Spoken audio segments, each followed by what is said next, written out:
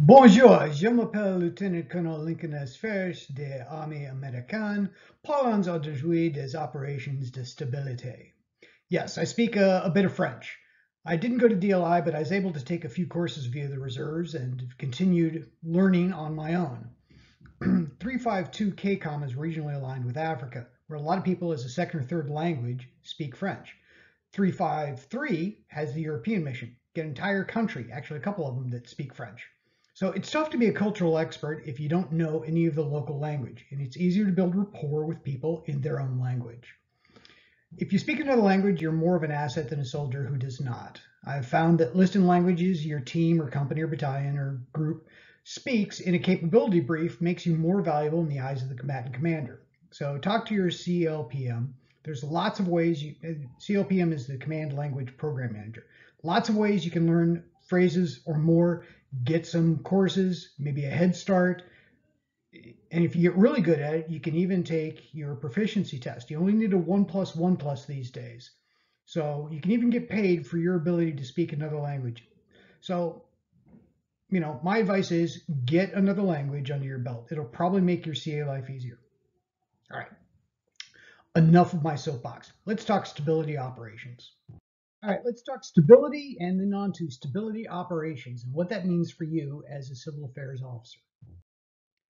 All right, so some definitions here. 3-57, stability is defined as an adjective under stability operations, things which enhance or decrease stability. It's kind of a circular definition, but there you have it.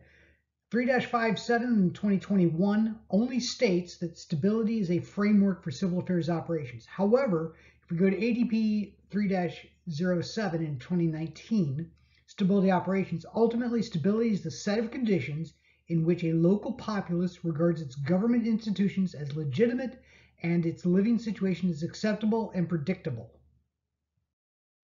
All right, so stability in JP 3.5, quoted in 3.7, civil affairs operations are actions planned, coordinated, executed, and assessed to enhance awareness of and manage the interaction with the civil component of the operational environment, identify and mitigate underlying causes of instability within civil society.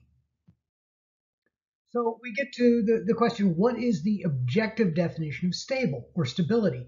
And there isn't one.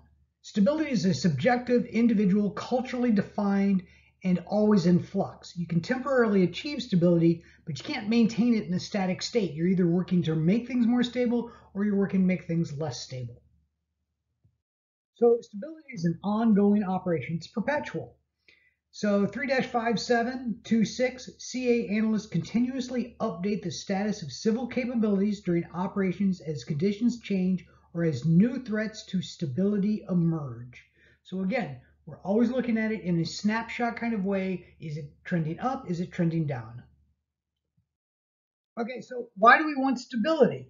I mean, stability involves the continuous efforts to rebuff entropy, dissolution, mass uprising, exile, Lord Humongous ruling the desert. All of those are bad, obviously. So, why do we want this? Stable societies are more prosperous and much less likely to dissolve into open conflict. Open conflict usually drags in additional powers, increasing the size and severity of the conflict. So when you have a big, huge fight, it takes more time, effort, and money required to return to a stable state, to repair the damage, and return to prosperity. Okay, so stability, definitionally, is a subjective status perceived individual with a bias towards the self, even at the expense of others. I think everything is stable if I can conduct my normal business in a normal way, and there's very few barriers for me being prosperous. If my neighbor has those problems, I may feel a little sympathy for him, but for me personally, things are stable. So does that make stability a measure of performance or a measure of effectiveness? Really handy book that I've found is called the MPICE, the Measuring Progress in Conflict Environments. It gives you a lot of ideas of how to measure complex and subjective measurements that can give you a good metric that you can feed to hire so that they understand what's going on and how to improve the situation or prevent the situation from deteriorating further. Right, this is another example, of how you can help measure stability. Obviously, people meeting with us, meeting with the civil affairs, is a good sign and one you can use to help strengthen the legitimacy of the government and the stability of the local government. Right? You have some barriers to stability. Mostly it's cultural issues, but it can be others. But a big one is tribalism. And tribalism is the possession of a strong cultural or ethnic identity that separates one member of a group from another. And it's based on strong relationships of proximity and kinship. Members of a tribe tend to possess a strong feeling of identity at the expense of a larger, more encompassing, higher identity. So you might have someone say, I belong to this group, but I'm not really, French, or I belong to this group, but I'm not really Canadian. I just live there. Something you have to watch out for. It makes stability much more difficult because now you have a fractured sense of what is good and proper for the different people within, the polity, the group of people within a bounded area. The problem with tribalism is it can foster an us versus them mentality and a zero sum game when it comes to power. Some cultures are even more inward facing. If my neighbor gets 5, I must get 6. Okay, so stability operations. Obviously, the manuals are there, but to distill it down just a little bit, stability operations have to be focused on what the populace considers stable. All right, and that may be different for different groups. All right, and it could also be incompatible definitions for various groups in the same area. One group may say the only way the region is ever going to be stable if those bad people over there are all gone. And, you know, what they envision as stable may not be achievable and legal by US law. So you're going to have to work on a compromise and understanding that compromises are always painful and difficult and don't usually last as long as we would like them to. All right, so how do you conduct stability operations? Well, luckily, the Army's got a manual, ADP 3-07, Stability.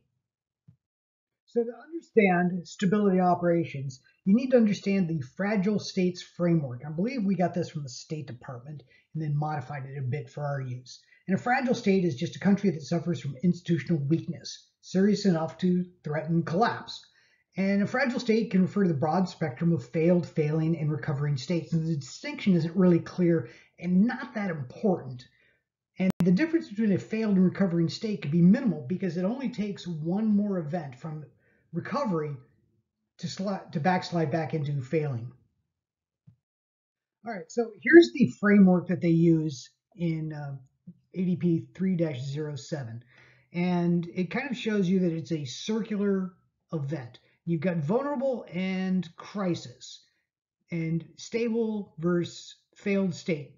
And recovering can be on one way and failing state can be on the other. So basically it shows you, again, as I said, that stability is a very difficult thing to achieve for any length of time. You're either working towards making things more stable or entropy is having its way and things are becoming less stable.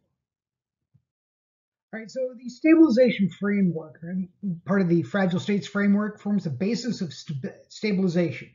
And there are 3 distinct categories: your initial response, your transformation, and then fostering that sustainability so that the stability can continue on long after we're gone.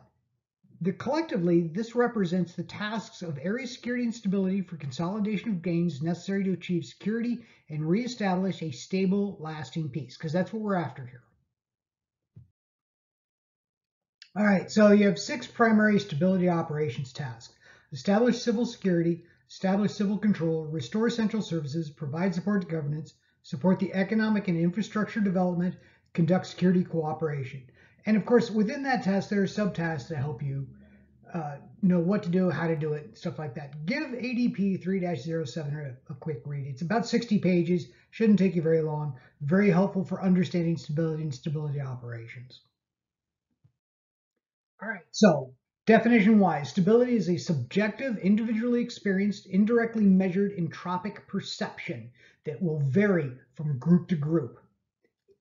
Stability operations are actions which attempt to control the chaos and return things to a steady state, a sustainable steady state.